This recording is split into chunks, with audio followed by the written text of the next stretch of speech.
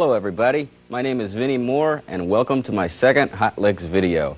I have a few different things I'm going to talk about today, but before we get into them, let's tune up real fast. I'm tuned to A440, so if you have a meter you might want to just tune to that, but in case you don't, here's an A.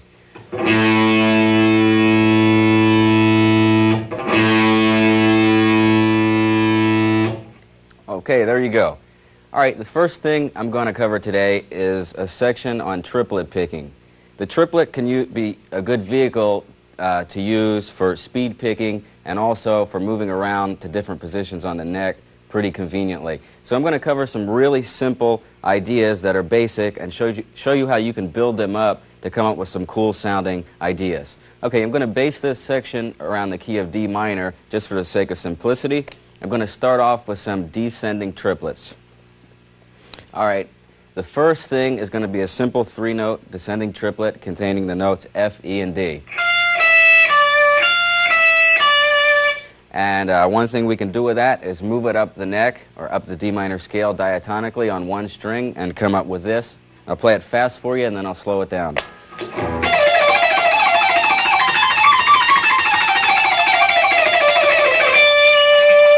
Okay, here that is slowed down, and notice it's just triplet patterns, the same picking pattern all up the neck, just moving it around to different positions.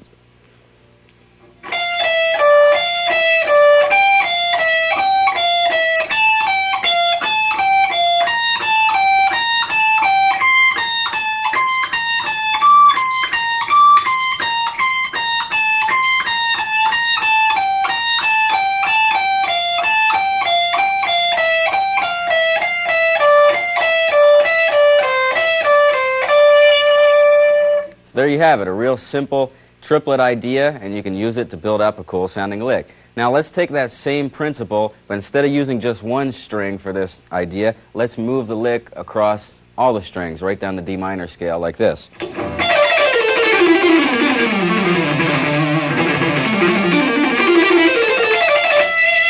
Alright, now here that is slowed down.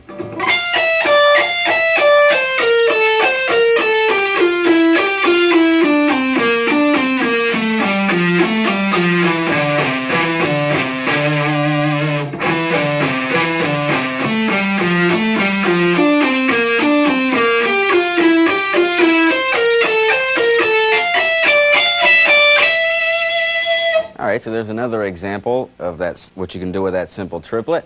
Now let's take a two-note group here and build 6 notes, 2 triplets on 2 notes. The basic 2 strings, excuse me. The basic pattern will be this.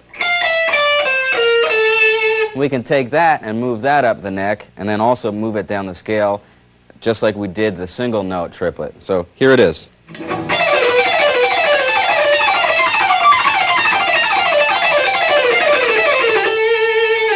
Okay, now here that is slowed down.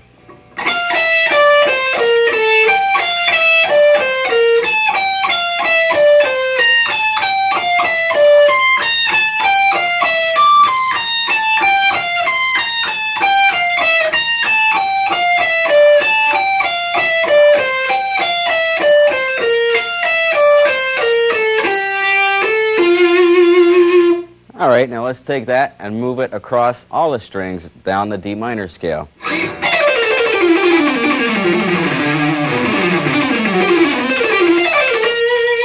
Here, that is slow.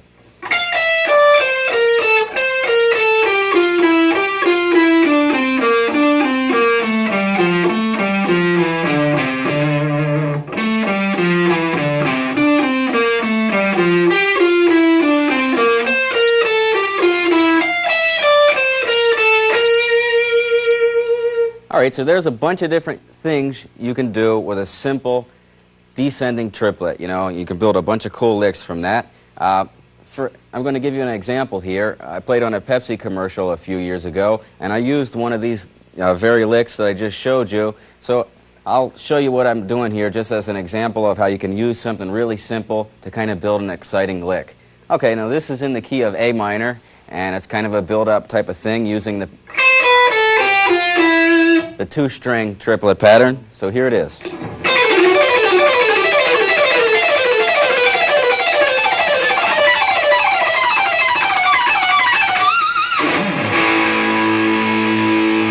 right, now here that is slowed down.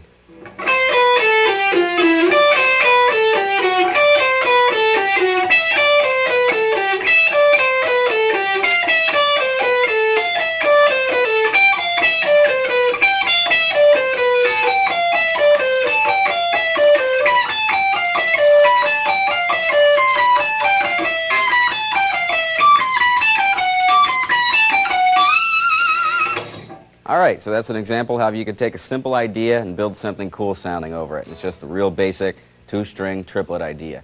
All right, so in the first group of things there, what we did is we used a descending triplet. Now we're going to turn it around and use an ascending triplet. Instead of playing F, E, and D, we're going to play D, E, and F. And we can go through all the same steps, basically, and come up with a whole new group of licks. So the first one is going to be taking ascending triplet, moving it up one string right up the D minor scale.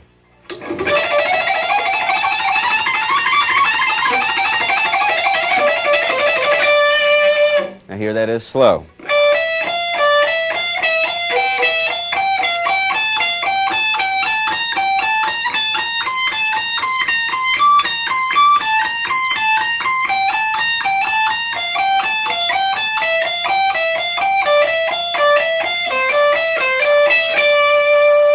All right, now let's take that same idea and move it across the strings, down the D minor scale.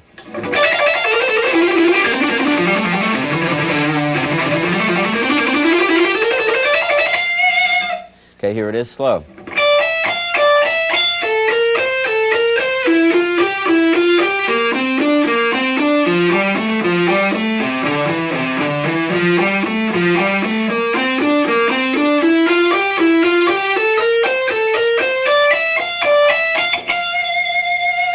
All right, now let's use an ascending group of two triplets using two strings, and the basic pattern will be this.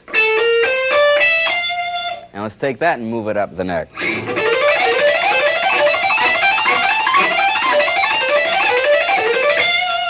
Here it is slowed down.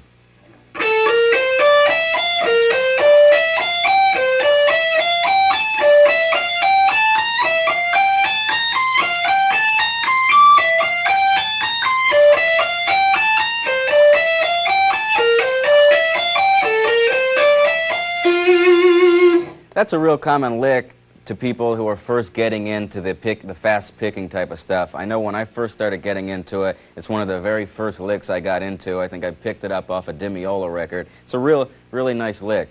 So let's take that same thing and move it down the scale.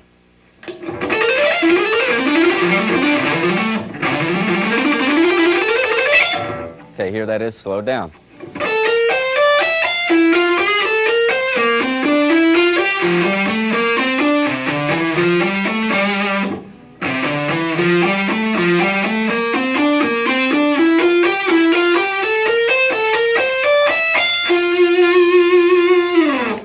So there are some examples of an ascending type of triplet and how you can build up a bunch of cool ideas from that. Now, one thing I want to mention here is I'm showing you things in a particular key and in particular positions and also on like particular groups of strings, like say the E and the B string, but don't limit yourself to just those particular areas. I'm just showing you as an example for the sake of simplicity. There's an unlimited amount of possibilities you can do with simple things like this, so experiment and try to move it around and come up with as many ideas as you can. For instance, that last idea,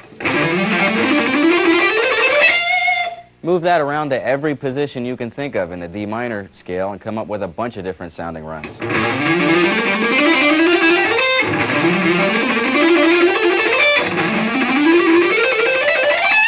There's all kinds of things you can do with each one of these licks. And another example is when I show you things on one string or two string like this.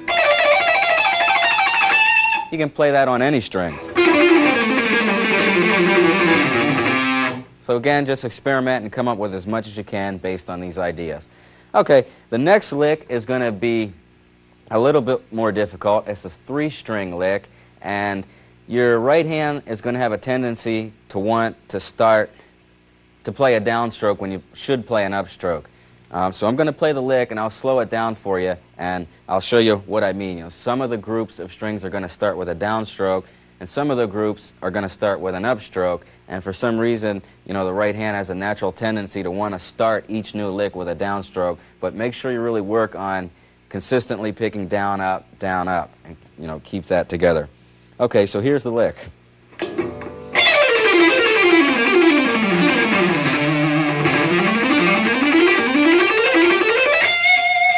Here it is slowed down.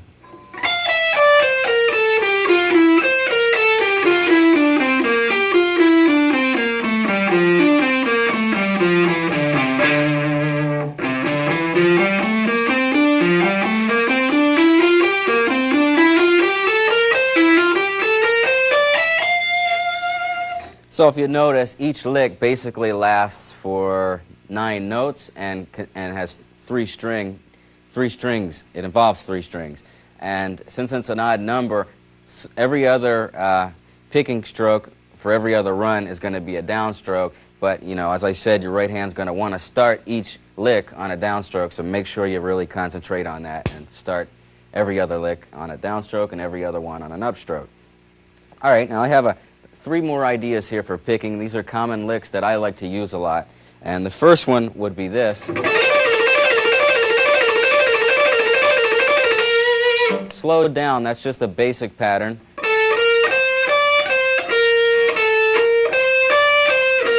Basically 2 triplets.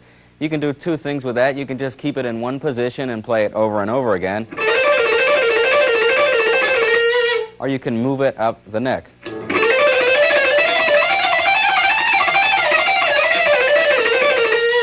And here that is slowed down for you.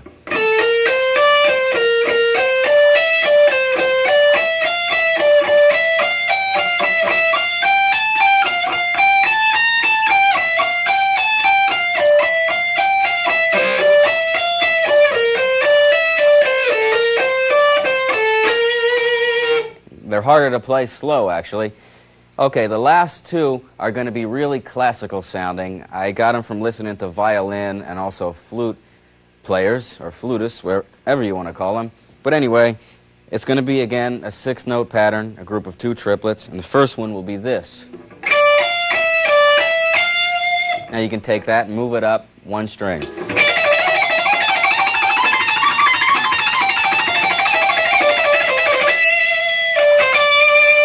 All right, here that is slowed down.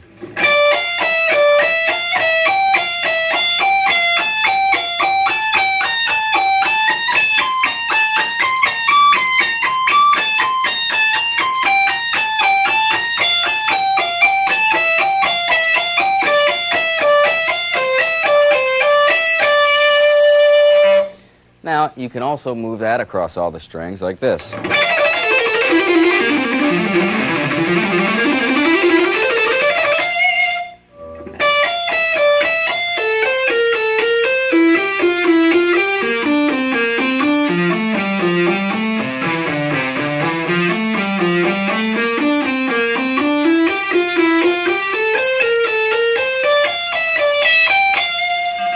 Okay, now let's take that and make a 2-string idea out of it like this.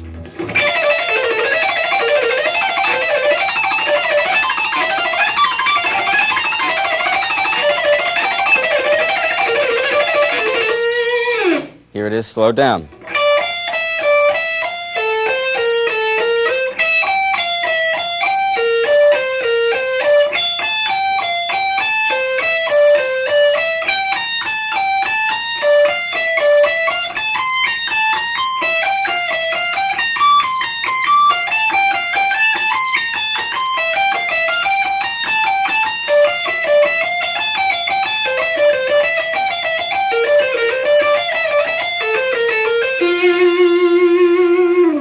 All right, so there's a few things you can do with that one particular triplet idea.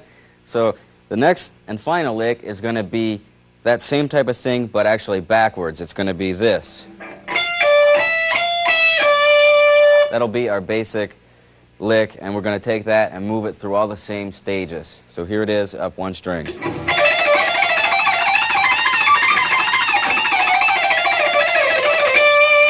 Slowed down.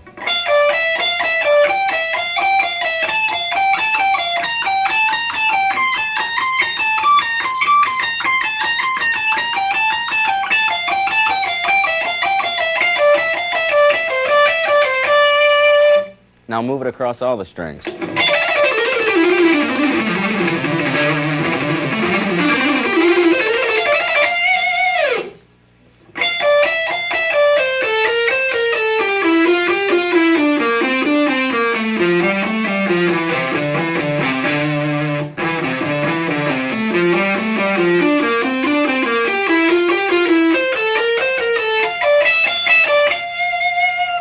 All right, and the last thing you can do with it is make a two-string idea out of it. The basic pattern would be this. Let's move that up the neck.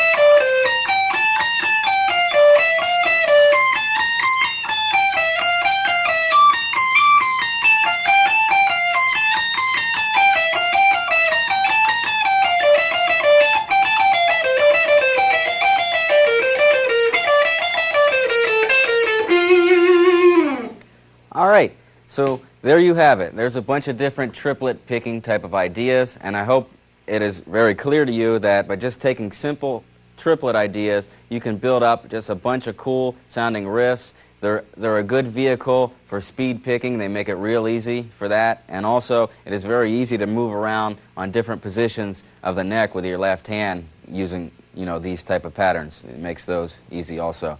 Okay, so that's going to complete my triplet pattern section, and I'm going to move in onto another section here. I'm going to cover modes. All right, I've done like 100 clinics in the past year and a half, and to my surprise, I've learned that most guitar players out there don't have a clue about what modes are, and a lot of them who do know about them are really confused by them.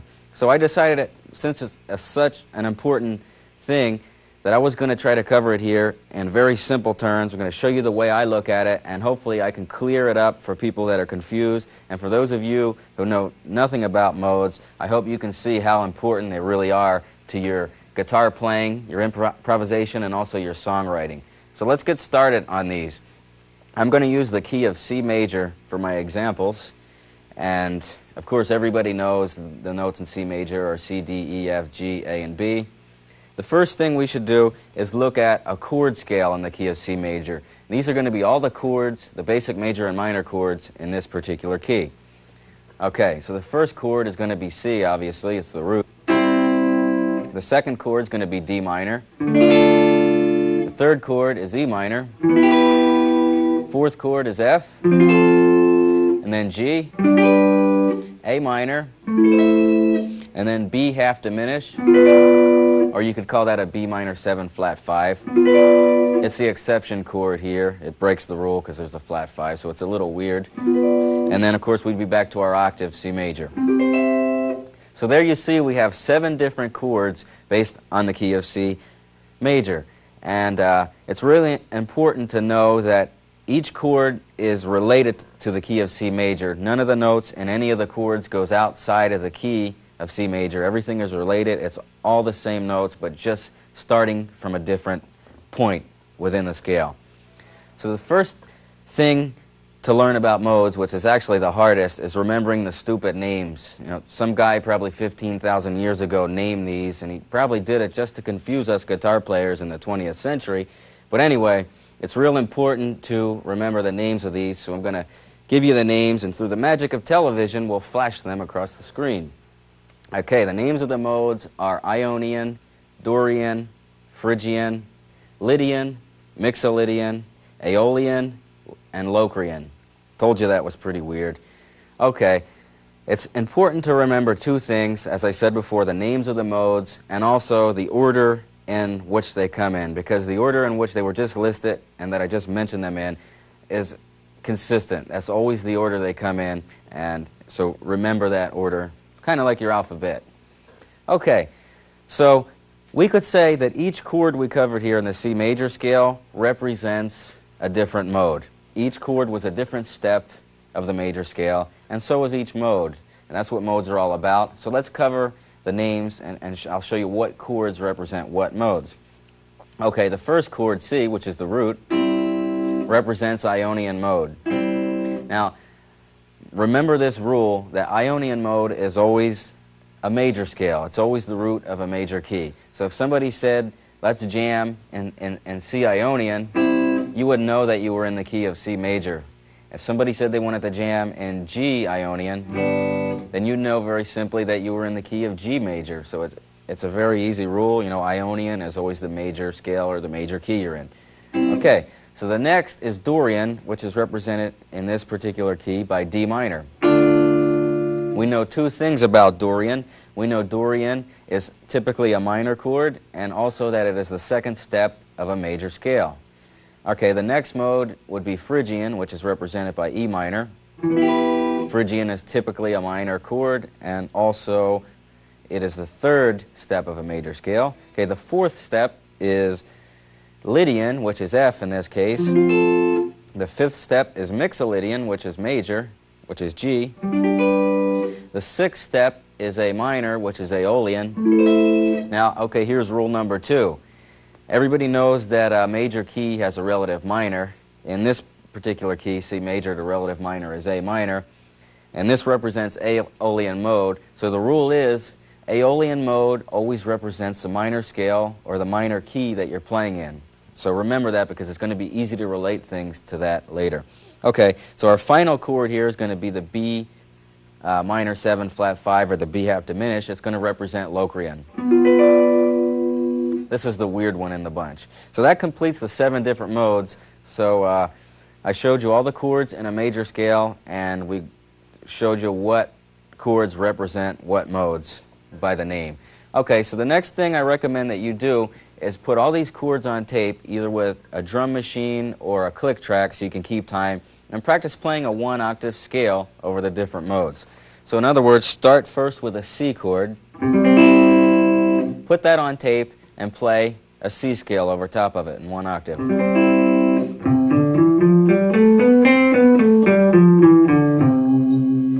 And that'll give you an idea of what Ionian mode sounds like. So let's move up to the next chord, or the next mode, which is Dorian. Here, put a D minor on tape, and play a D Dorian mode.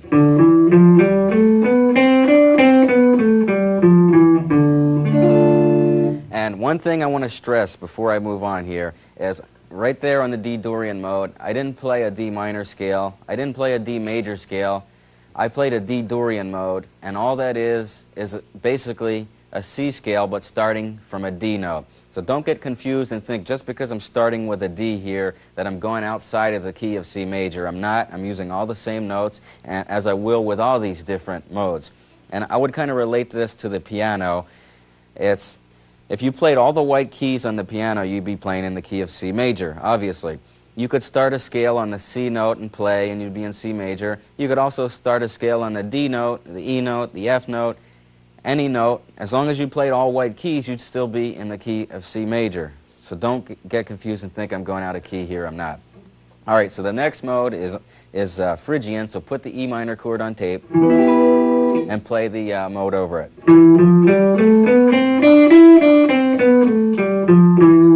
Okay, then move up to the F chord, which is Lydian. And that gives you a good idea of what the Lydian mode sounds like. And then the next chord would be G, which would be Mixolydian, and play that particular mode over top of the G.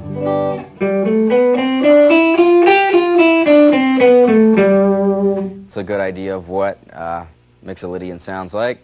The next mode is Aeolian, which is A minor, which we said was the root of the minor scale. We put that on tape and play a 1-octave scale over it. And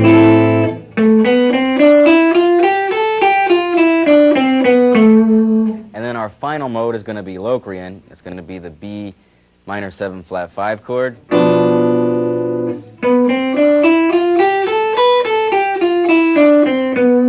So that gives you a good idea of what Locrian mode sounds like.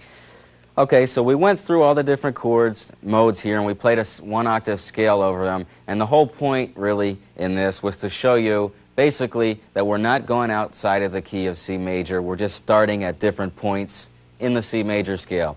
Many people get confused by that and think you're like changing the notes in the scale, and they get really confused, but you know, don't let that happen. You're basically only in one key here, but starting at different points.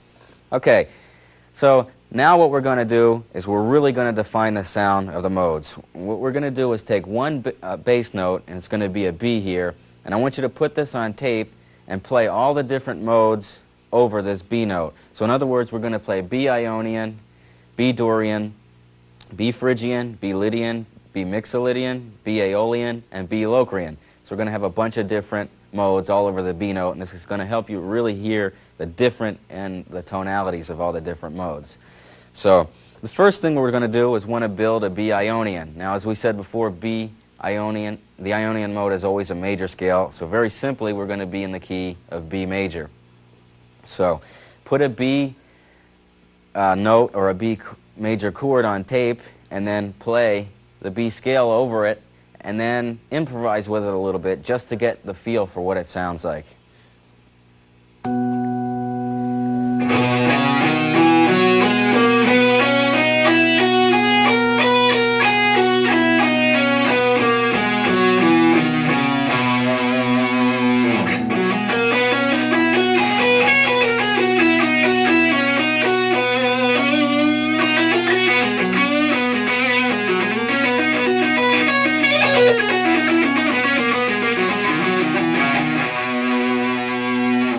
All right, so there's a good example of what the Ionian mode sounds like. It reminds me of a real happy type of feel. Okay, so our next mode is going to be the Dorian mode. So let's build a B Dorian. We know two things. We know that Dorian is minor, so it's going to be a B minor chord.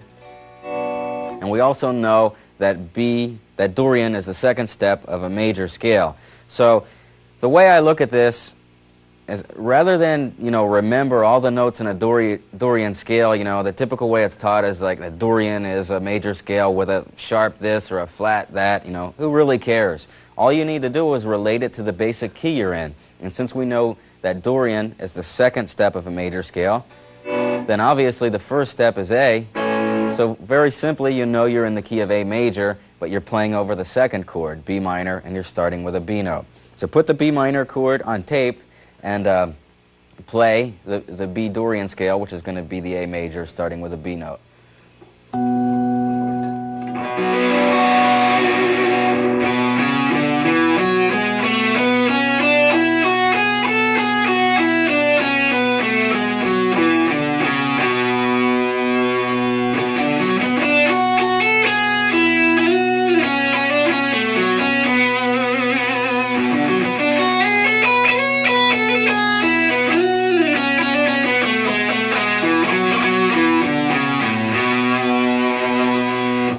All right, so there's a good example of what a Dorian mode sounds like. I call it the Western mode because for some reason it reminds me of a cowboy movie or a Western movie. I can almost visualize John Wayne riding a horse through the desert. It might not remind you of anything like that, but I think it's real important to get a visualization of each mode or each sound, because if you can kind of be reminded of a different feeling or a different, even a song or, you know, a Western movie, whatever, if a mode can remind you of something, then it's going to be easier for you to remember the sound of that mode, and I think it can be real helpful in the long run. So try to visualize the sound, you know, put it into some thoughts in your head so you can easily remember it. Okay, so the next thing we want to do is build a B Phrygian, because Phrygian is next in line. We know that Phrygian is typically a minor chord, and it's the third step of a major scale. So if B is the third step, then obviously our first step must be G. So we know we're playing in the key of G major, and its relative minor would be E minor. So we'd be playing in G major, E minor, but starting with a B note over a B chord. It's as simple as that. So put the B minor chord on tape, play the scale over it, and then improvise to get a feel for it.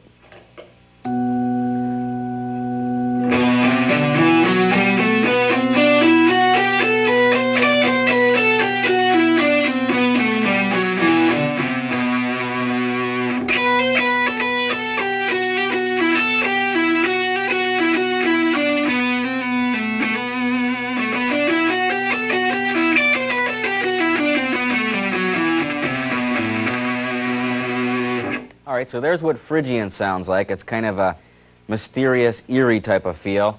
And there is an exception on this mode.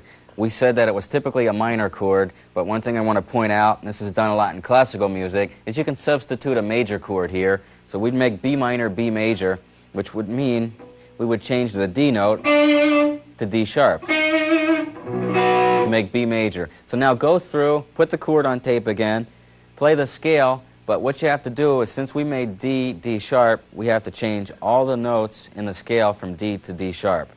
Okay, so here's what that sounds like.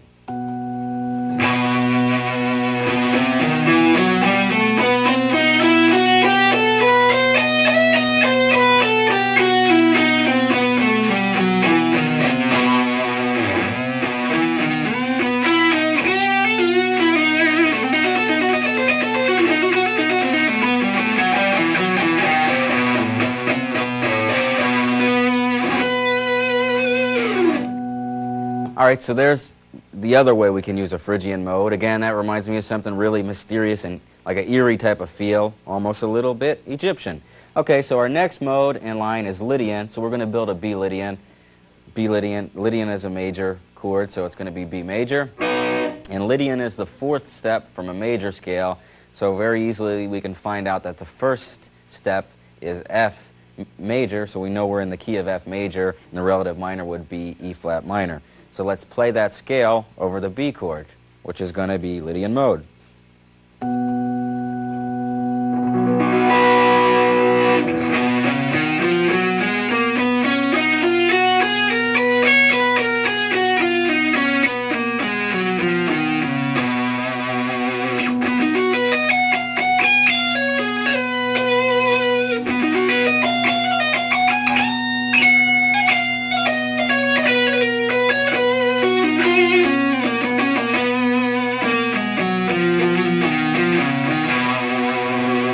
All right, so there's a good idea of what Lydian sounds like. I call it the movie mode because for some reason it's used a lot in movie soundtracks. I notice it a lot, especially when somebody's flying through the air like Superman. They use the Lydian mode to express that. I don't know why, but I'm just kind of used to hearing it in movies now, so that's kind of how I remember it, actually. So, you know, again, put that on tape and play the Lydian mode over it. One thing that really defines the Lydian mode is that there's a tritone. Over the B chord, we have an F note in there, which is really kind of weird, but if you play the B and play the F in a higher octave, you get like a really cool kind of effect.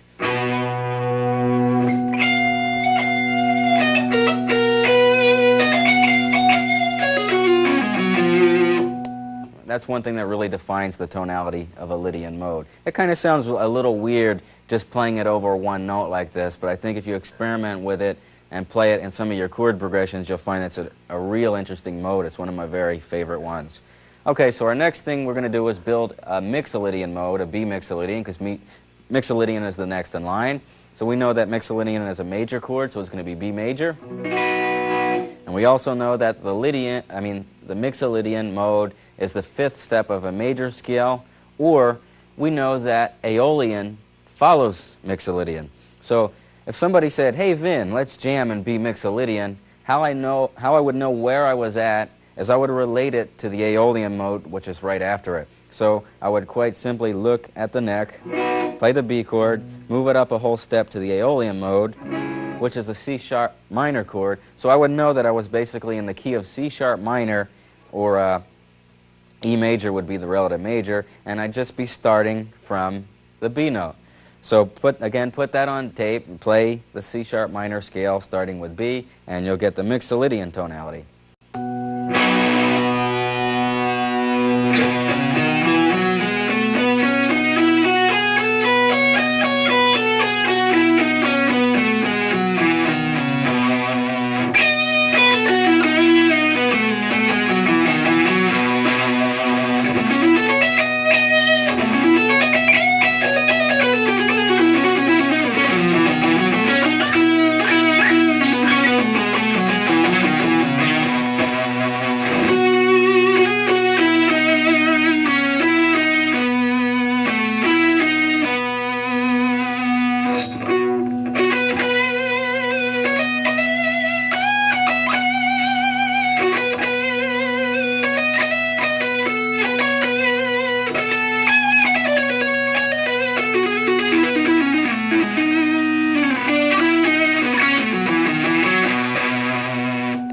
So there you have your Mixolydian sound. It reminds me of like a happy summertime type of feel. And please ignore those couple wrong notes I played in there. I think you got a good idea of what it sounds like from the majority of them, which were right, I hope. But anyway, that reminds me of a summertime feel. And there's a couple examples I played for you in there. Norwegian Wood and also Freeway Jam by Jeff Beck.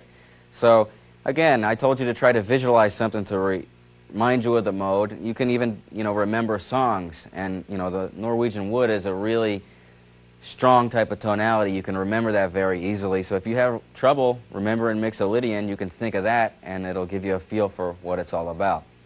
Okay, so our next mode is Aeolian. We're going to build B Aeolian. As we said before, Aeolian is always the root of a minor scale. So if we're playing B Aeolian, we're very simply in the key of B minor, and the relative major is D. So let's put that on tape and play the scale over it and then improvise with it a little bit.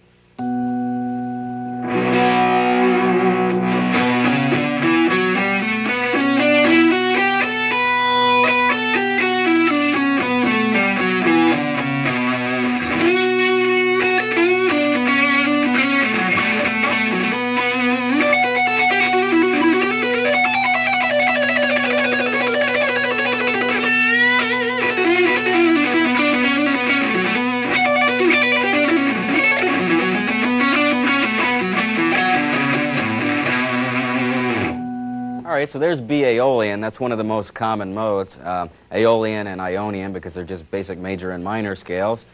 Everybody's pretty familiar with that tonality already, I assume, and to me that reminds me of like a more sad type of feel. Okay, so our last and final mode is going to be the weird one, Locrian, and so the chord is going to be a B half diminished, and put that on tape and play the scale over top of it, and then improvise with it a little bit.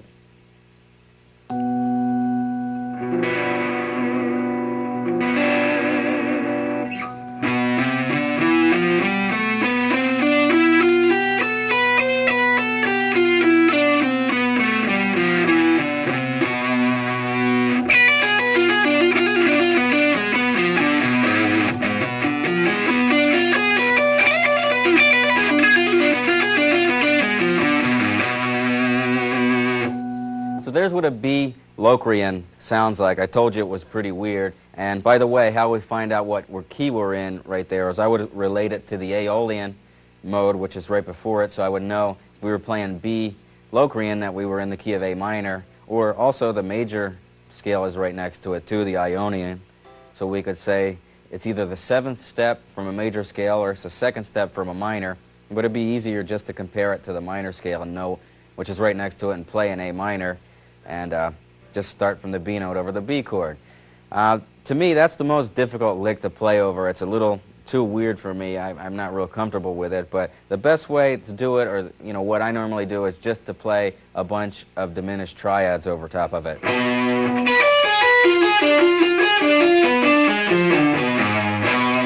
That type of thing, and that usually works. Okay, so that pretty much completes the mode section here. We did two things. I showed you a C major scale and how we named all the modes and showed you the intervals and how we were basically still in the key of C major. We didn't step outside. And then we built every mode over a B note, and by that you could really hear the difference in the tonality of all the modes. So I recommend putting these on tape like I showed you and practicing them a lot and really getting familiar with the sound of each mode. You can take each mode and spend a day with it, experimenting with it, and this just opens up new doors. There's new things to work with. Who wants to play in Aeolian or Ionian all the time? That gets boring. The more tonalities you know, the more you can express in your songwriting and also your soloing. So I think modes are something that are very important, and they get overlooked a lot. People don't want to learn them, and I think basically it's because the way they're taught is so confusing. There's no reason they have to be confusing. A mode is just a different step of a major scale. So try to work with these and get them down and come up with a lot of cool ideas, and you'll find that they'll really open up a whole new dimension for you. All right, so my final section is going to be a section on the left hand. On my first Hot Licks video, I put a lot of emphasis on the right hand with picking exercises and things like that. And A lot of people at my clinics asked me if I would cover some things on the left hand, and I think it's real important, so I'm going to base my final section on the left hand. And I'm going to break this section down into two parts. I'm going to break it down into exercises to help build up your strength, articulation, and accuracy in the left hand. And the second section is going to be just a bunch of common licks that are my favorite ones that I'd like to use, and I'll show you how to move them around on the neck. Okay, so I'm going to use the key of A minor for these ideas. Actually, I don't need to talk about that until we actually get into the soloing. The exercises kind of aren't in a key, but the first group of exercises are going to be two-finger exercises. In other words, we're going to isolate each group of two fingers. We're going to use the first and second, then the third and fourth. Whoops, second and third. I can't even count my own fingers here. And then the third and fourth. We're going to break it down in groups of two fingers. And the first thing is going to be a simple hammer-on. I'm just going to take one note on the first fret and hammer the higher one. And then we're going to move that across all the strings.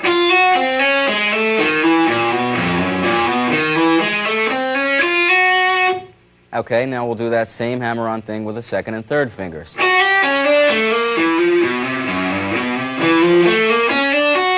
And then the third and fourth, which are the most difficult fingers to use.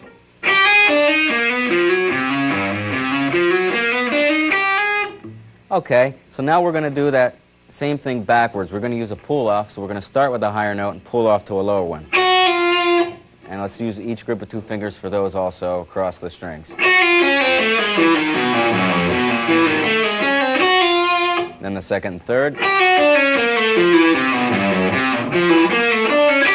And then the third and fourth. Okay, now what we're going to do is a hammer and a pull. So we're going to play a note with a pick, hammer a higher note, and pull back down to the original note. So it's kind of a trill type of idea. We're going to go through all the same groups of two fingers.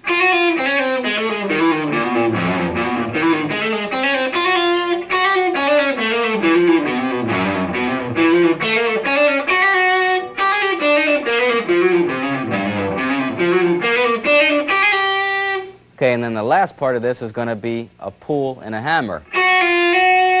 So do that with all groups of two fingers.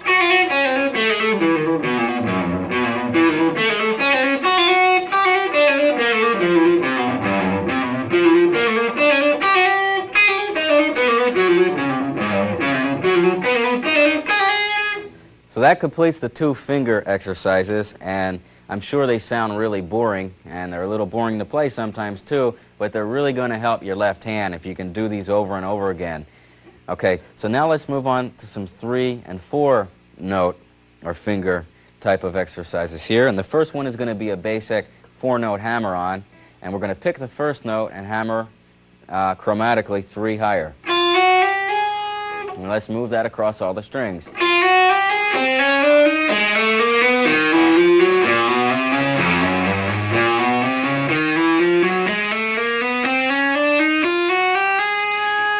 All right, and you can take that and move it up a fret at a time too if you want to keep doing it over and over.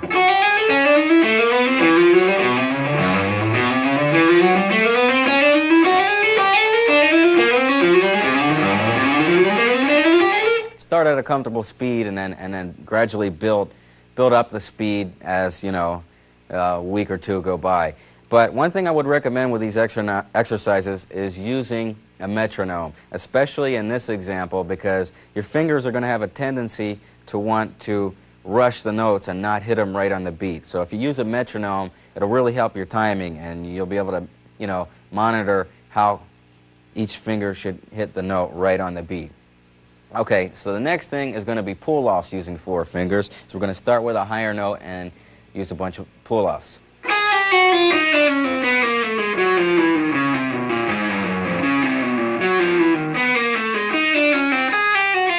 And again, you can take these and move them up the fretboard, fret at a time, as far as you want to go.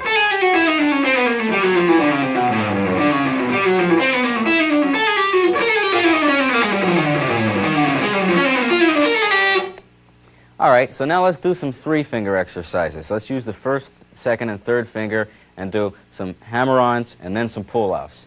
So the first hammer-on is going to be this.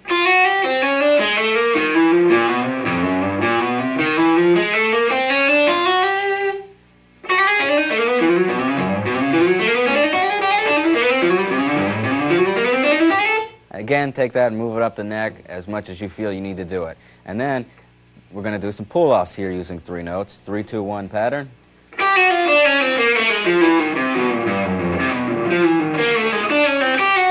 Again, you can take that and move it up. Okay, so we did some 3-note exercises using these 3 fingers. Now we're going to get into the real killer ones, which are these 3. So we're going to do the same basic exercises, but you're going to find that it's a lot more difficult because this part of the hand isn't as strong. So first, let's do the hammer-ons.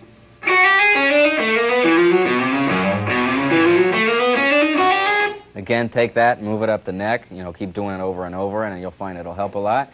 And then the real killer one is going to be the pull-offs here. 4, 3, and 2.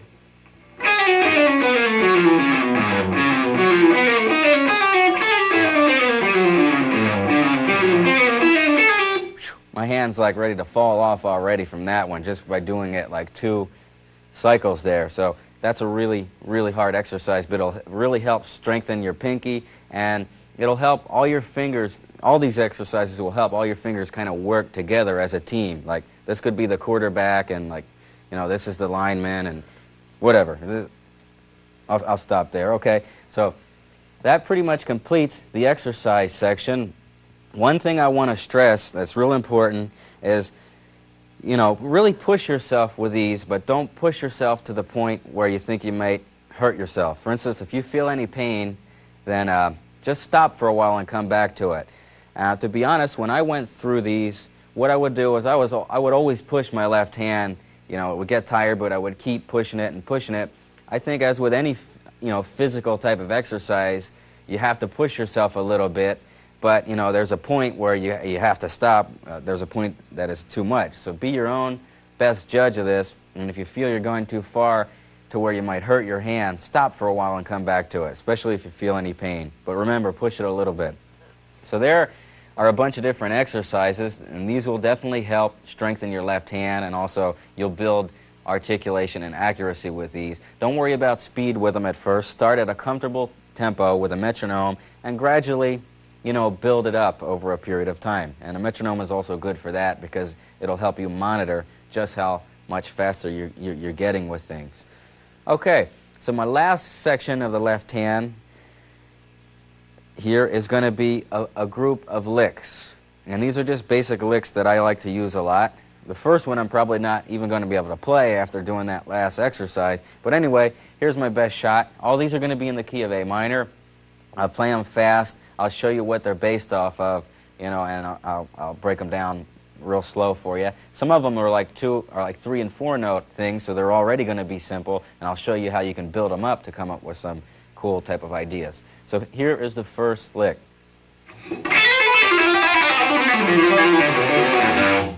All right, now I'm going to show you what that's based on. It's based on a simple group of 8 notes, and here it is, the basic lick.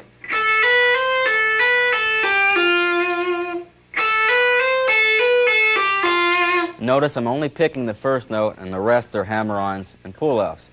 And then what I'm doing is I'm taking the lick, and I'm taking that same pattern, group of 8 notes, and moving it across different sets of strings like this.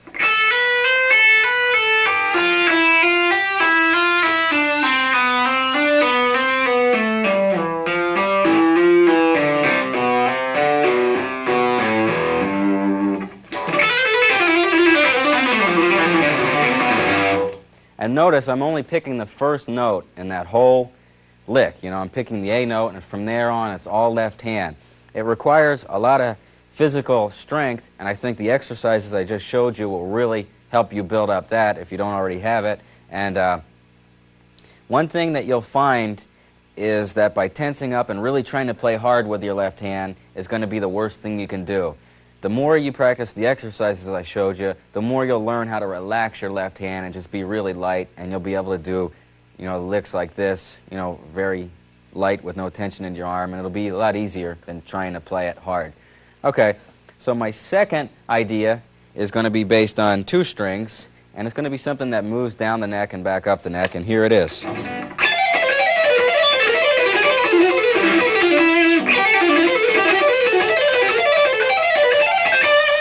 And here it is slowed down. Notice I'm picking the first note on each string, and the rest are hammers and pulls.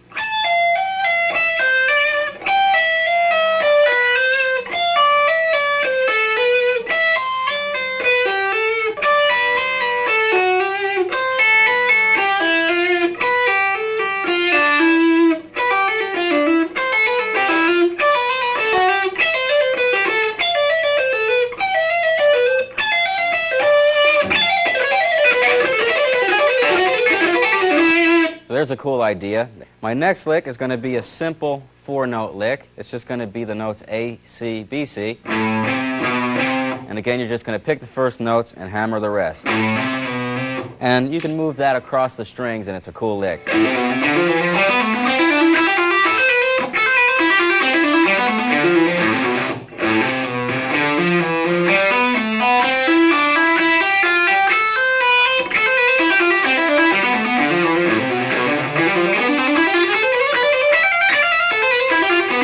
So there's a bunch of different things you can do with just that basic, simple 4-note idea.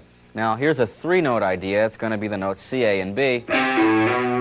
And you can take that and move it across the strings.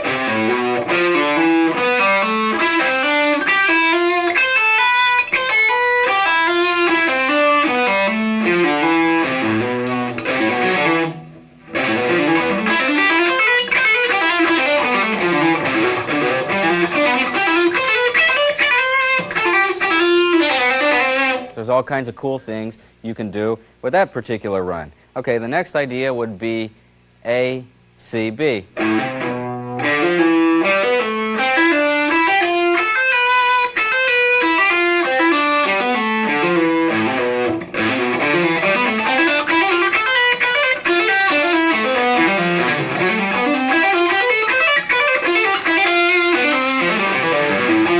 There's all kinds of, neat little ideas you can do with that idea also. Okay, now another cool thing with hammers and pulls and the left-hand type of playing is to use it with pentatonic stuff. So let's take some pentatonic licks and break them down. Here's the first example.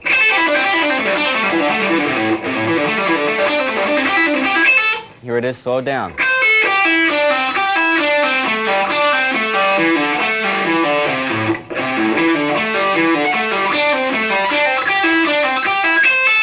Okay, so that's all a bunch of pull-offs. Let's do that using some hammer-ons.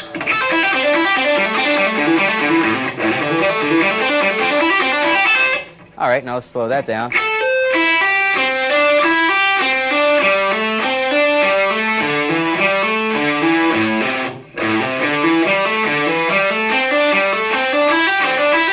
So there's a bunch of cool things you can do with pentatonic stuff.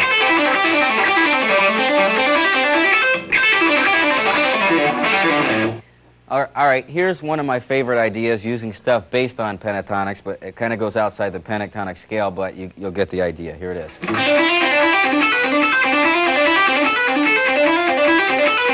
And here it is slow.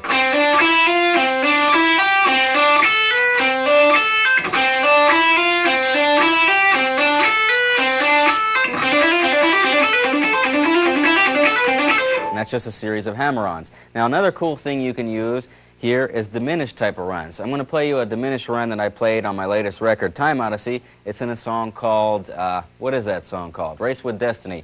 Here it is. I'll play it for you and I'll slow you the diminished run down.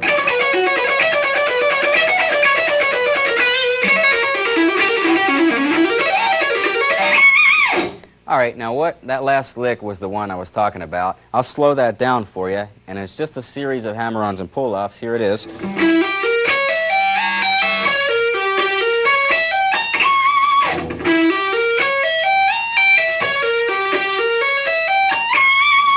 A lot of my friends were complimenting me on that, how fast I picked that particular line.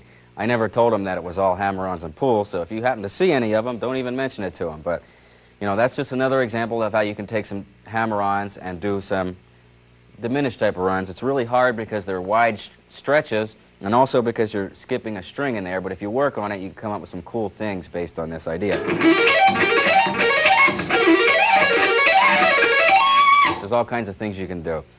Okay, so my last and final lick here is going to be one of my favorite ones. It's just a simple 8-note type of idea. I'll show it to you and show you how you can move it around.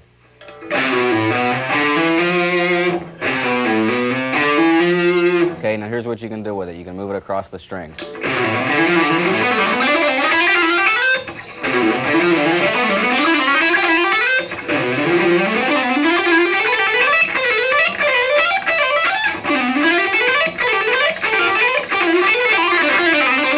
There's also all kinds of things you can do with that line also.